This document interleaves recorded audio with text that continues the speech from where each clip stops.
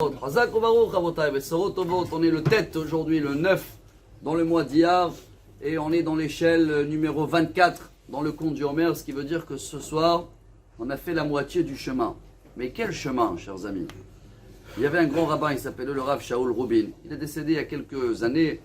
Il était un rabbin à Afula, dans une ville dans le nord d'Israël, et était rabbin de la prison Jalama. Je ne sais pas si vous connaissez, ou je préfère que vous ne connaissez pas.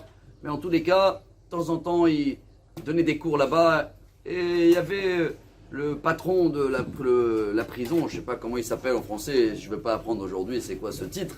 Mais il a dit, monsieur le rabbin, j'ai un problème un peu compliqué avec quelqu'un, un prisonnier religieux, qu'il ne veut pas libérer sa femme, il ne veut pas donner le guet, avec tout ce qu'on a essayé, bloqué, compte banque, machin et tout.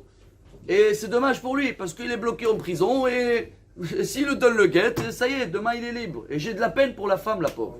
Et c'est comme ça dure des années. Vous pouvez faire quelque chose. Le rabbin, il a réfléchi, il a dit, écoutez, j'ai une solution.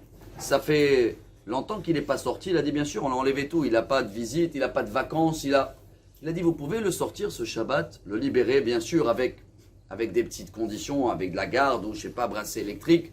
Mais libérez le Shabbat et vous allez voir dimanche comment il va changer d'avis. C'est ce qui s'est passé. Quand il a senti la liberté Shabbat, quelque chose qu'il avait perdu l'habitude, le fait de retourner dimanche à la prison et savoir que s'il va libérer sa femme, il peut retrouver encore une fois cette liberté d'une manière encore plus libre, ça l'a aidé à changer de la vie. C'est exactement, chers amis, ce que Dieu, c'est ce qu'il dit pas moi, un rabbin, Netivot Shalom, il voulait nous faire passer par Pessah, c'est qu'une étape pour Shavuot. Il nous a libérés de l'esprit Égypte, d'esclaves, comme on est aujourd'hui tous esclaves de la mode, on court après le travail, on est esclaves de tout, les téléphones, la télé, les machins. Et aujourd'hui, on est dans la journée 24, je prends un exemple, 24 c'est le Télim de la Parnassa, tout le monde connaît, les David, Mizmor. Alors, dans la Parnassa, combien de fois dans l'année on pense que c'est nous et on oublie que c'est Dieu qui nous amène tout, des fois on angoisse un peu parce que tu crois qu'il y a un robinet qui s'est fermé là. Tout ça, chers amis, on est en train de travailler en ce moment. Dieu nous a libérés à Pessah, mais on avait le bracelet électrique. C'est quoi le bracelet électrique? On a toujours. On ne mangeait pas du Hametz, c'est enlever tout l'orgueil. En ce moment, il n'y a pas de mariage, il n'y a pas de musique. On a un petit peu encore des limites, mais on commence à sentir la liberté. Tout ça, c'est pour qu'on arrive à Shavuot et on doit changer d'avis.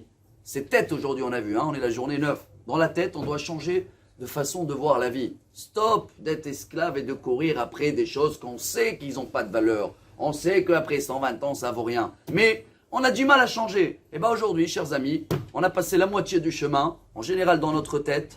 Aujourd'hui, ce soir, ça doit commencer à changer un peu. On doit avoir moins de soucis pour la Parnassa, plus de confiance à Dieu vis-à-vis de notre santé et la situation dans le monde, moins être investi, influencé par la mode et les travaux, etc.